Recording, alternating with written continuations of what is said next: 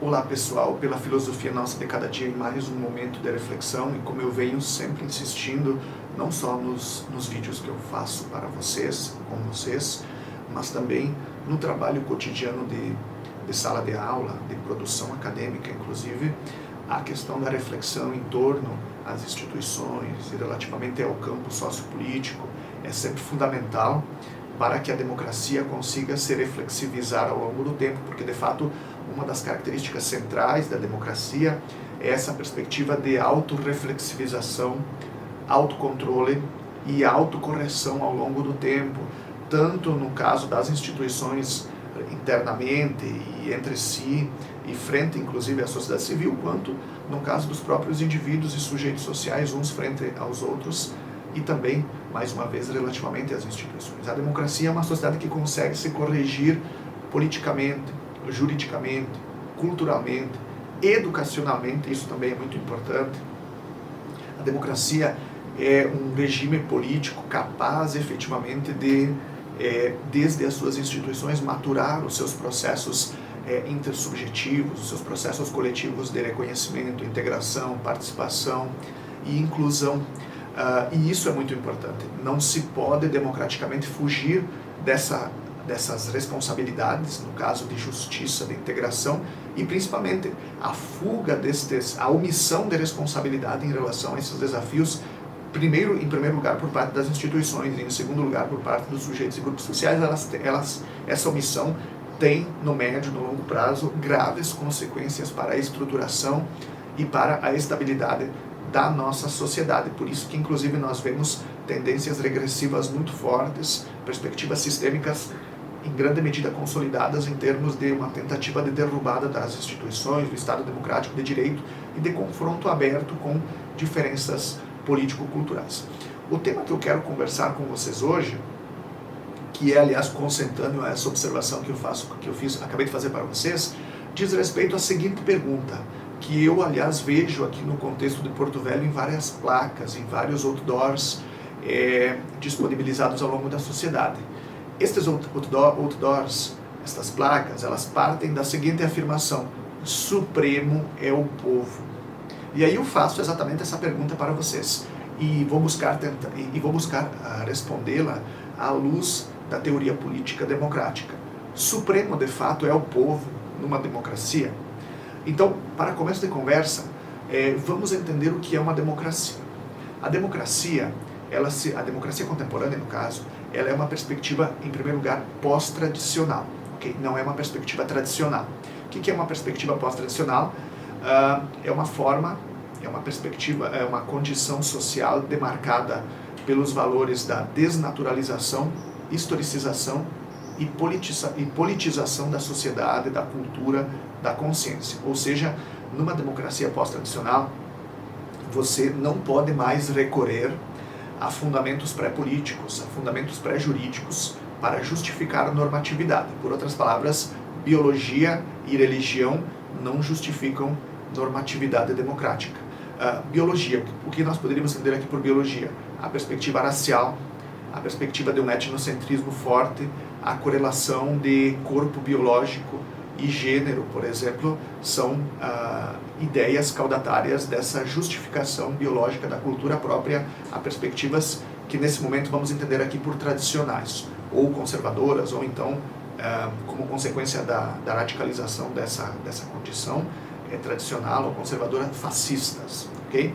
Por religião, vamos entender escatologia religiosa, que pressupõe uma teodiceia totalizante, digamos assim, que imbrica as vidas individuais e as vidas coletivas desde uma visão ahistórica do mundo centralizada, monopolizada por instituições e lideranças religiosas específicas, ou o popular fundamentalismo religioso. Okay? Então, uma democracia é uma sociedade pós-tradicional que, por conseguinte, não pode mais encontrar justificação e estabilidade na biologia e na religião, ou pelo menos nessas visões caricatas da biologia e da religião sob a forma de racismo estrutural, etnocentrismo cultural e, no caso também, fundamentalismo religioso. Em segundo lugar, uma democracia tem por base a centralidade do pluralismo, e nesse sentido é uma sociedade pluralizada, diferenciada, heterogênea e complexa. Como consequência, uma sociedade democrática não pode, pura e simplesmente, desde as suas instituições, encontrar saídas simplistas, massificadoras, unidimensionais, com caráter imediato, direto, personalista e voluntarista. Vejam, portanto, que a democracia implica na consideração efetiva da pluralidade, da diferenciação, da heterogeneidade e da complexidade sociopolíticas, o que exige uma reflexividade de ordem superior. E, ademais, como eu disse no início, a democracia é demarcada pela condição de desnaturalização, historicização e politização da sociedade, da cultura e da consciência. E isso exige, mais uma vez, reflexividade, cuidado, mediações no que diz respeito à estruturação das instituições e à gestão do pluralismo social, da convivência intersubjetiva nesse nível sociopolítico, ok? E é nesse sentido que eu repito mais uma vez aquilo que eu disse no início. Estas condições próprias de uma democracia tradicional, desnaturalização, historicização e politização da sociedade, da cultura e da consciência, e pluralização, heterogeneidade, diferenciação e complexidade sociopolíticas, exigem exatamente um trabalho autorreflexivo, autocontrolado e autocorretivo da produção institucional, da objetividade normativa jurídico-política.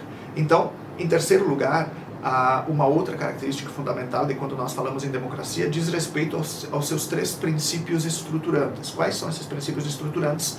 O pluralismo ou a diversidade, a universalidade dos direitos humanos e o Estado democrático de direito. Vocês vejam que uma sociedade pluralista já não pode mais encontrar, por isso, mais uma vez, a crítica à religião e à biologia na filosofia contemporânea. Uma sociedade pluralista não pode mais encontrar, como eu dizia, seus fundamentos em uma perspectiva racial, étnica ou escatológica fortes. Okay? Na verdade, a racialidade, a etnicidade e a escatologia religiosa, como eu disse, deixam de ser fundamentos públicos e então o pluralismo, e nesse caso de modo específico os direitos humanos, são a base da democracia constituída enquanto um sistema público de direito, enquanto um Estado democrático de direito. Okay? Então vejam que aqui os direitos humanos substituem a racialidade, a etnicidade e a escatologia religiosa, a ideia de uma comunidade forte, fechada, exclusivista, ok? E colocam em seu lugar exatamente um universalismo pós-tradicional de caráter não etnocêntrico e não egocêntrico, que é dinamizado em termos de Estado democrático de direito. E aqui então nós entramos exatamente numa resposta muito específica e direta a essa condição de que supremo é o povo. Uma democracia se constitui enquanto um sistema público de direito, enquanto um Estado democrático de direito que tem por objetivo materializar os direitos humanos sob a forma de direitos e de garantias fundamentais e de efetivação da isonomia, da segurança, da simetria e da horizontalidade jurídicas. E como a democracia faz isso? Primeiro, por meio da separação e da sobreposição do direito em relação à política e à moral. Segundo, por meio da separação e da sobreposição do judiciário em relação ao sistema político. E terceiro, por meio da centralidade do devido processo legal e das mediações jurídicas estruturantes. Então vocês vejam, em primeiro lugar, que a democracia é direito, e só depois, e como condição para tudo mais, política e moral, porque direitos humanos se dão no direito, e direito se funda exatamente nos direitos humanos. Em segundo lugar, o judiciário e o sistema político se relacionam, dividem tarefas no que diz respeito à materialização dos direitos humanos, mas, ao mesmo tempo, o judiciário se sobrepõe ao sistema político e controla o sistema político. O judiciário faz o quê? Controle de constitucionalidade e responsabilização jurídico-social. O sistema político faz o quê? Produz políticas públicas, previsão constitucional e principialidade jurídica. Lembro mais uma vez que é nessa correlação de ambos, na materialização dos direitos humanos, no caso do judiciário, sob a forma de controle de constitucionalidade e responsabilização jurídico-social, e no caso do sistema político, sob a forma de produção de políticas públicas, previsão constitucional e principialidade jurídica, que de fato se dá a sobreposição do judiciário em relação ao sistema político, porque ele é a pedra angular, guardadora, garantidora não só da efetividade dos direitos humanos, mas da integridade da Constituição política e do direito positivo, que tem por meta, como eu venho dizendo, materializar a universalidade dos direitos humanos, protegê-los, afirmá-los e fomentá-los como a base exclusiva, suficiente e necessária de uma democracia. Por outras palavras, a consequência é que em uma democracia supremo não é o povo. E como eu venho dizendo, inclusive fiz um vídeo sobre essa questão, sequer a vontade das maiorias, o desejo das maiorias, seja lá o que se entenda por maiorias aqui, determina, em última instância, programáticas políticas e a própria condição jurídico-constitucional, a própria ideia de um Estado democrático de direito, ok? Então, Supremo não é o povo numa democracia, Supremas são as instituições, Supremo é exatamente o Supremo Tribunal Federal, ok? O povo aqui, essa ideia de uma maioria popular, de uma maioria social, ela determina, por exemplo, hegemonia eleitoral. É um princípio que determina hegemonia eleitoral, mas não determina hegemonia constitucional, por exemplo, não determina hegemonia jurídica, não determina a validade ou não de direitos humanos, ok? Porque direitos humanos aqui, e nesse caso a Constituição e o direito positivo, eles emanam exatamente a partir da ideia de cada pessoa jurídica e de todas as pessoas jurídicas, de todos e de cada um dos sujeitos sociais enquanto detentores incondicionais e irrestritos de direitos e de garantias fundamentais e de segurança, isonomia, simetria e horizontalidade jurídicas. Aliás, é por isso que eu disse que há uma correlação originária e uma emergência concomitante de direitos humanos e direito, de direitos humanos no direito, como direito pelo direito, e de direito a partir da sua fundação na universalidade dos direitos humanos, da sua fundação exclusiva, suficiente e necessária. Então, em uma democracia, são as instituições públicas, o processo de institucionalização por meio do direito, eu vou chamar isso de produção da legalidade, da universalidade na legalidade, de produção da universidade como legalidade, de produção da universalidade pela legalidade enquanto a base de funcionamento da democracia por meio do seu Estado democrático de direito, do seu sistema público de direito, e nesse caso da centralidade das instituições, judiciário e sistema político, no caso do sistema político legislativo bicameral em relação ao executivo, portanto, centralidade das instituições e do processo de institucionalização. E nesse caso, repito, Supremo são as instituições, Supremo é o direito, Supremo é o Estado democrático de direito, Supremo é o Judiciário, Supremo é o Supremo Tribunal Federal, que tem por meta a construção, como eu venho dizendo, a produção do controle de constitucionalidade e da responsabilização jurídico-social, e nesse caso o refreamento de tendências políticas personalistas, voluntaristas,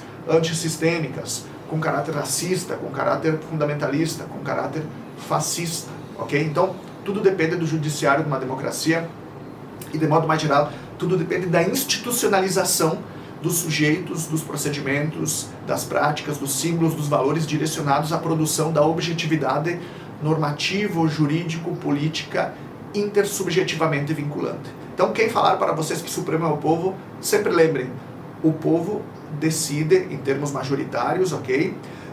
Por partidos políticos e lideranças políticas que vão assumir o legislativo e o executivo, mas o povo não decide de modo último, essa ideia de uma maioria não decide de modo último se a Constituição deve se direcionar para X ou Y, porque a Constituição se funda nos direitos humanos como base exclusiva suficiente e necessária. Ademais, a regra da maioria não define orientação jurídica e orientação política, porque tanto o judiciário quanto o sistema político, na medida em que se fundam na universalidade dos direitos humanos e que tem de se traduzir em termos de um Estado democrático de direito, em termos do devido processo legal, em termos de procedimentalismo, principialidade, simbologia e linguagem do direito positivo, tanto, nesse caso, tanto o judiciário quanto o sistema político precisam agir de modo contra-majoritário, ok? Contra-majoritário. Sistema político e judiciário são contra-majoritários. E principalmente o judiciário, em primeiro lugar, mas também, como eu venho dizendo, o sistema político, porque o sistema político não pode implantar procedimentos fascistas, procedimentos totalitários, perspectivas racistas e fundamentalistas nas instituições públicas e a partir delas, ok? Então, supremas são as instituições e graças a Deus, ou melhor, graças às lutas sociais, essa ideia de graças a Deus foi só brincadeira de todo modo, mas graças às nossas lutas sociais cotidianas, graças a todos os grupos, os sujeitos sociais que efetivamente lutaram por isso, nós temos um Estado democrático de direito altamente institucionalizado em termos de judiciário e sistema político, altamente dinamizado pelo direito, como a base de organização da sociedade e de proteção de todos e de cada um de nós, e de inclusão, reconhecimento, integração e participação de todos e de cada um de nós, ok? Supremas, repito, são as nossas instituições.